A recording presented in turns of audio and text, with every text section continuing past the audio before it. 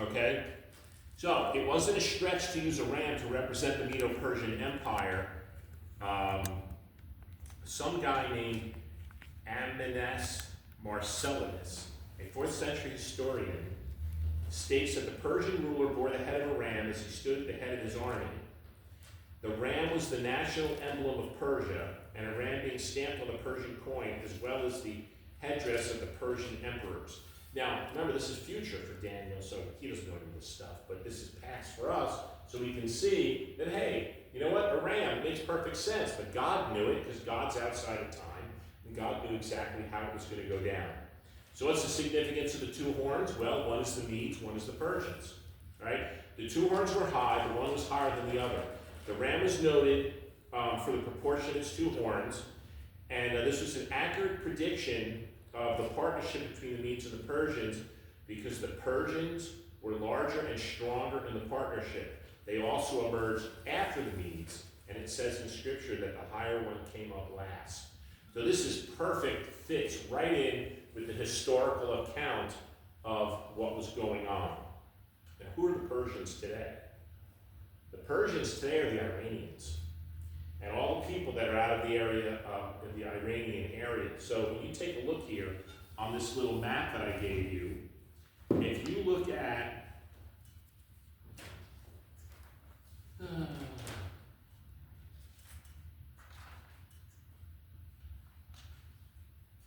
Parthian Empire is roughly where Iran would be today. That's kind of like almost middle, just to the right section of this map. And I would tell you what color it is. The yellow section. What's that, yellow? Yellow section. Yes, the yellow section. It's a little to the, if you're looking at the map, it's a little to the left also of that. And then of course we know that there's a whole bunch of other stuff that borders that area. And you notice that also on this map that the nation of Israel isn't listed, so I'm not really sure why they didn't bother to plop any of that stuff in here. So what happens next? So he sees that this ram comes in. So what was the ram?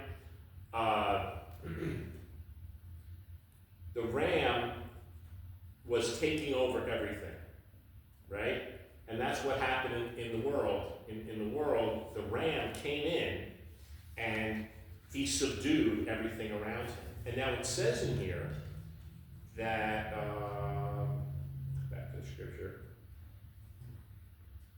I saw the ramward pushing westward, northward, and southward, so that no beast might stand before him. Okay? So he went west, north, and south. Right? But he didn't go east. How come he didn't go east? Because it was the Mediterranean. Okay? So God knows his geography, and just in case people were like, well, you know, how can you subdue anybody to the east side? Well, because that was the Mediterranean at that point. And you can see that. What's that other color next to the yellow? Is that green? Yeah. The big one, where the Maurya Empire? The one that says Cappadocia? Not the dark color. That's pink. Yeah, that's still, it's a, He's talking about like it's not bright yellow. chartreuse It's mixed a darker with it. one. Yeah, sorry. It's a bright, darker one. Like But a he can't see greenish, pink, right? like a duller Yeah, yellow, right? So Yeah, you can mustard see, yellow. and we're going to see more as this progresses, that different things happened and different areas got taken over. This map I clicked on at the end of the book around 250 BC. And I noticed that if I go to 539 BC, the map was a lot smaller. By the way, all the stuff in white was not, there was nothing there. There might have been people that are there, but nobody took it over. But if you go back to 539, which was when Babylon fell, this whole area was much smaller. The part which is China today, which is all the way to the right, it doesn't count. But the rest of it was much, much smaller. Even all the way over to Rome, on the top of the South America side where it says Carthage, none of that was there. The Roman Republic, even in Macedonia, ancient kingdom, most of that wasn't there either. All right, so even though the Babylonians ruled the known world at the time, that known world was smaller, and it was growing, every 100 years when someone took over, it got bigger and bigger. So, all right, so let's move on. The ram was later identified as representing the kings of the Medo-Persian in verse 20, and had 2 horns. All right, so we covered that. One being more powerful. The direction to which these kings extended their dominion is revealed in verse 4 and confirmed by history. Okay, so I actually put down notes because I didn't want to forget anything. So, verse 4 describes the power given to the ram, enabling him to dominate the nation. No beast could withstand the ram, and no one was able to rescue people from him. He could do as he pleased. In the process, kings became arrogant, magnifying themselves. These same characteristics apply both to the goat and the horn. From the first 5 chapters of Daniel, we see some of the same characteristics in Nebuchadnezzar and Belshazzar. Okay? So, right now, in the vision that he saw, up to verse 4, the Medes and the Persians have just taken over. And Daniel is a little bit confused, but he moves along with it.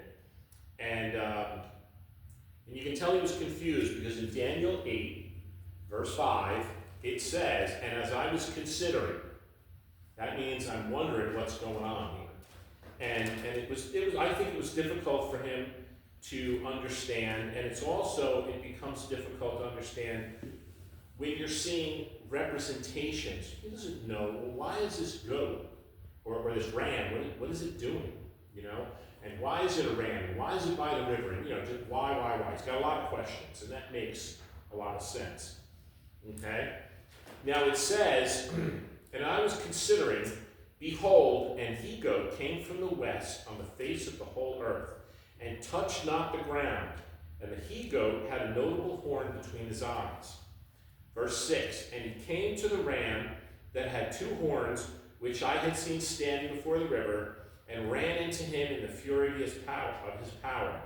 And I saw him come close unto the ram, and he was moved with choler against him, and smote the ram, and brake his 2 horns, and there was no power in the ram to stand before him. But he cast him to the ground, and stomped upon him, and there was none that could deliver the ram out of his hand. Now, it reminds me of a verse in Psalm where it says that God made even the evil for judgment. What does that mean? It means that when a nation rises up and does evil things, the Babylonians, even though Nebuchadnezzar was good in the end, the Babylonians were brutal. They were torturous. They came in and they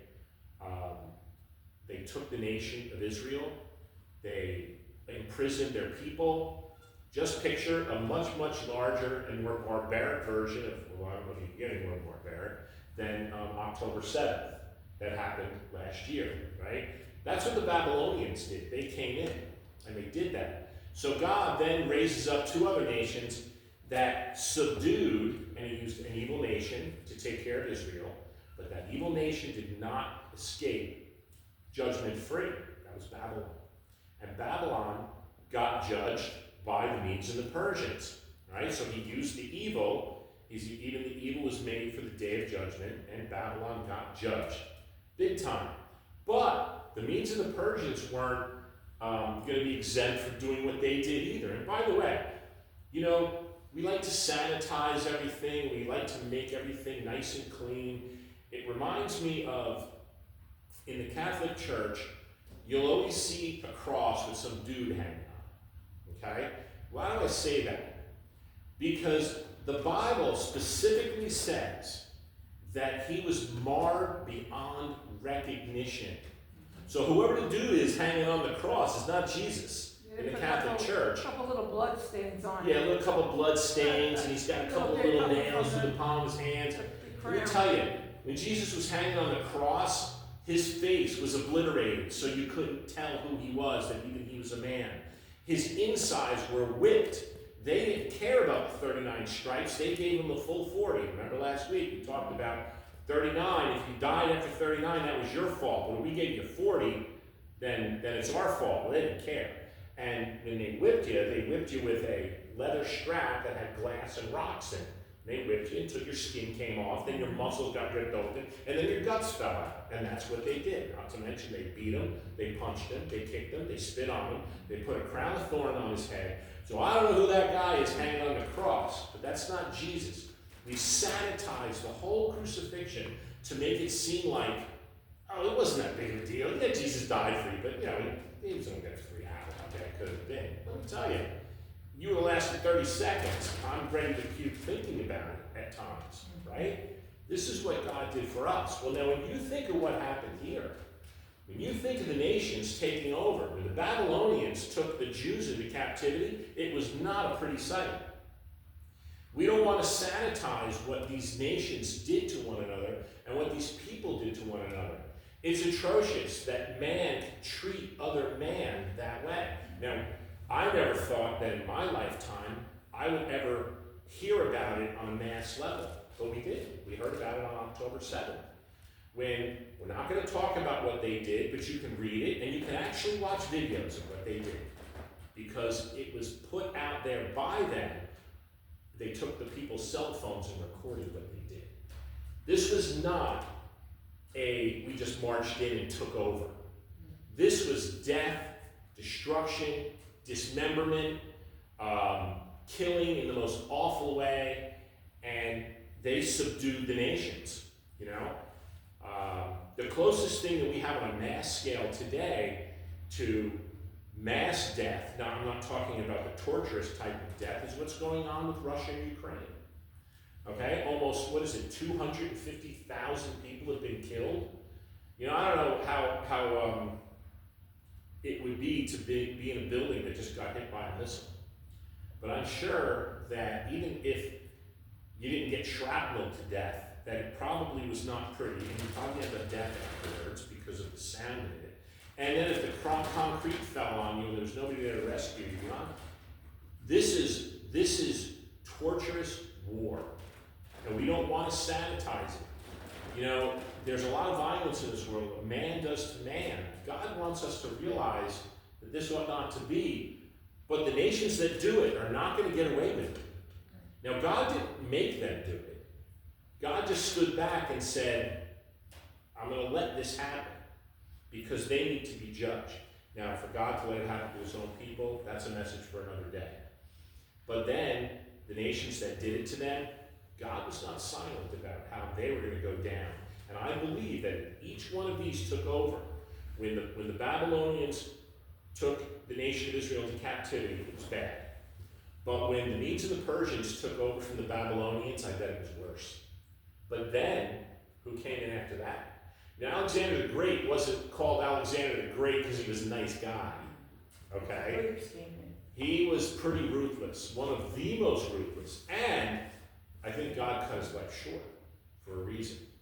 Okay, so let's move on now that we've gotten that dispensed with. That this is, when it talks about, I want you to think about it in verse 7. And I saw him come close to the ram, and he was moved to claw against him and smote the ram and break his 2 horns, and there was no power in the ram to stand before him. But he cast him down to the ground and stomped upon him, and there was none that could deliver the ram out of their hands. Okay? That's the Greeks. That's the Greeks. That was the Greek Empire that came in, and notably Alexander the Great. Okay? So, a male goat came from the west in the same chapter, and this male goat was clearly identified with Greece, and its horns are identified with the rulers of the Greek Empire. Now, from ancient history, this wasn't a strange symbol. The goat was a common representation of the Greek Empire. Some guy named Newton very properly observed that 200 years before the time of Daniel, they were called the goat's people. Okay? We also see in verse 8 that the horn was broken. When the horn was broken, this is when Alexander the Great died. And Alexander the Great died when he contracted a fever and died suddenly. Okay? So out of each of these empires, the Babylonians ruled for quite a while. The Medes and the Persians ruled for a little bit less time than that. But Alexander the Great's empire, I believe, was only about 15 years. So God started cutting these things a little bit shorter. And then we get to verse 8. And verse 8 says, "Therefore the he-goat waxed very great, and when he was strong, the great horn was broken, and for it came up 4 notable ones toward the 4 winds of heaven." What are the 4 notable horns? Well, let's talk about it. Across the surface of the whole earth, without touching the ground. What does that mean? That usually means speed. When something doesn't touch the surface of the earth, it means it's fast. Alexander the Great conquered things in record time. He was really just a ruthless guy, and he had ruthless forces that were with him to be able to get out there and be able to subdue the people. So let's look at some of the things that took place. The Greek Empire rose from the west of the previous empires. Okay? The Greek Empire rose with great speed suddenly without touching the ground. I don't think the Medes and the Persians knew it hit them. I think as Alexander the Great moved with great speed from the west across to the east and started subduing the areas, I think what happened was they didn't even get a chance to get word out. Remember, the only way to get word out was to send a messenger with a note, and they probably didn't even have time to do that because the speed at which he was taken over was so great that they couldn't even get notes out. Hey, there's another conqueror coming. Better, up your forces. The Greek Empire had a notable ruler, which obviously was Alexander the Great, and that was the notable horn. The Greek Empire had a famous war with the Mede-Persian Empire, and that's where he says, "I saw him confronting the ram." The Greek Empire and the Mede-Persian Empire greatly hated each other, right? And that's why it says with furious power and moved with rage. Some of the greatest, fiercest battles in ancient history were fought between the Greeks and the Persians, okay? So the Persians have been embroiled in war throughout almost their whole existence. The Greek Empire conquered the Medo-Persian Empire, right? And that was that no one could deliver the ram from his hand. That was that part of the verse. And the reign of the notable leader of the Greek Empire was suddenly cut short. That's when the large horn was broken, and that's when Alexander the Great died. All right. So now, the next part of that verse is what happened after that. The great horn was broken. Alexander the Great died in the height of his conquest when he was but 33 years of age. His natural brother Philip Arrhidaeus and his 2 sons Alexander and Hercules kept up the show and name of the Macedonian kingdom for a time, but they were all murdered within 15 years. And thus the great horn, the Macedonian kingdom, was broken, and Alexander's family was now cut off. And the Bible speaks of this when it says, the wicked will be cut off and will be remembered no more. All right, we see that in the book of Psalms. And matter of fact, David and some of the other psalmists always prayed, wipe the wicked off the face of the earth so that they would be remembered no more. When you think about this, there's only a couple of people of notable names in here, and that was Alexander the Great and some of his sons. But when you talk about the Medes and the Persians, there really isn't any great names that come to mind because God didn't allow it. Okay? So, lastly, we talk about, so what were these 4 horns that came up? They were the 4 horns, the regal family all being dead. The governors of the provinces usurped the title of kings, and Antigonus, one of them being slain at the battle of Ipsus, they were reduced to 4. And we find out who these 4 are.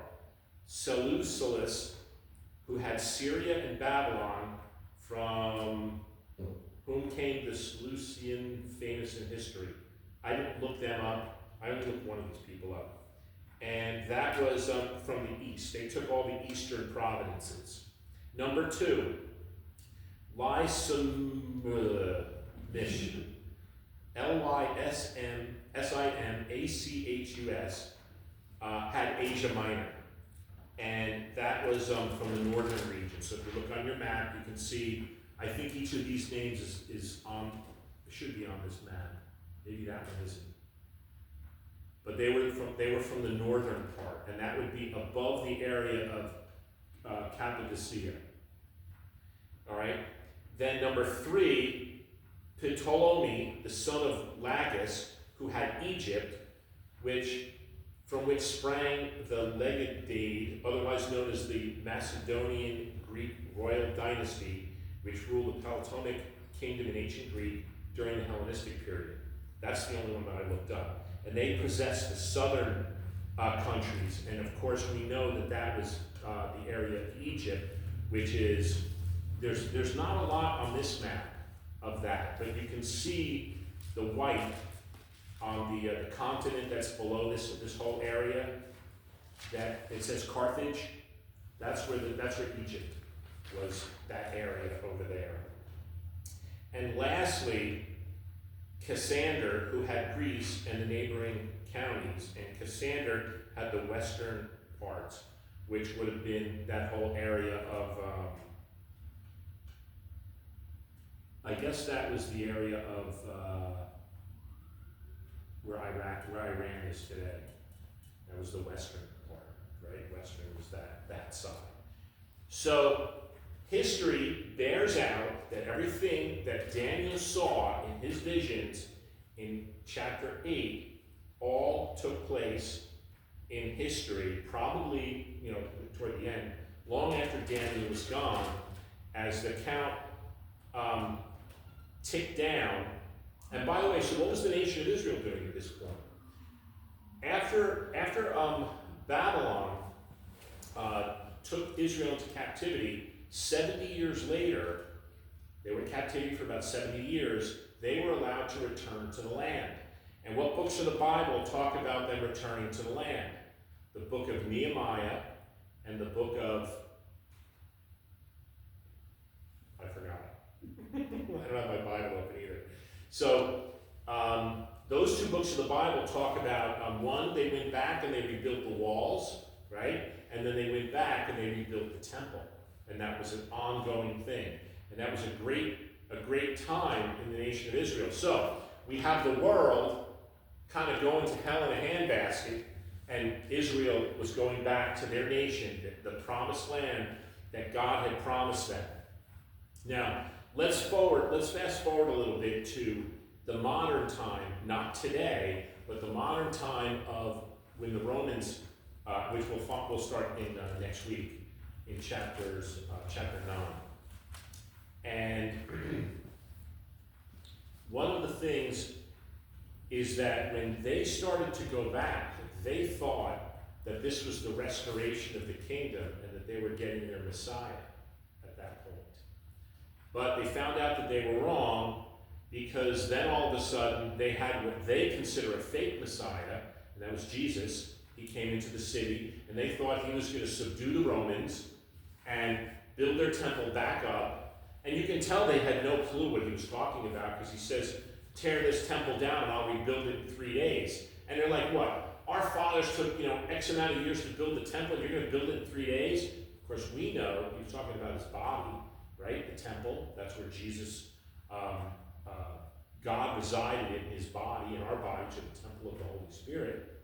So when we take a look at what went on back then, they were being fooled. Now, when you go to today, and you look at it today, I follow a lot of rabbis, and they think that because they're starting to get part of their land back, that this is where God's going to restore their kingdom.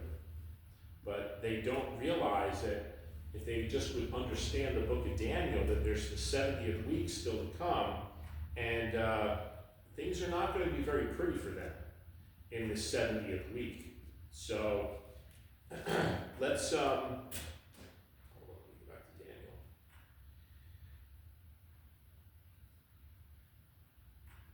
We'll go to Daniel, and then we'll close this out in chapter 8, because there's something interesting that we didn't even get through the whole chapter, and we only got up to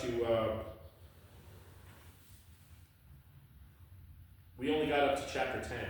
Verse 10, chapter 8. and waxed great, even to the host that heaven, oh no, not even that far. Yeah, 9. And out of one of them came forth a little horn, which exceedingly great, no, yep, that's where we kind of left off. So we're done up to verse 9. And we'll take a look at the rest of it, and then we'll take a look at some of the things that Daniel saw. And one thing to keep in mind, that in verse 27, and we'll cover this probably next week, and I, Daniel, fainted and was sick certain days afterwards. Afterwards I rose up and did the king's business, and I was astonished at the vision, but none understood it. So when an interpreter of dreams doesn't understand what the visions are, then we know that that God gave it to people to look at, but there may not be a definitive thing. Now, when we get to heaven, we're going to know all of what this is talking about. So we'll finish up Daniel 8 next week, and if I get a chance, I'll try and get the updated map at the time. Like I said, this is 250 BC. Okay, that's it. I'm not This was saying the- anything.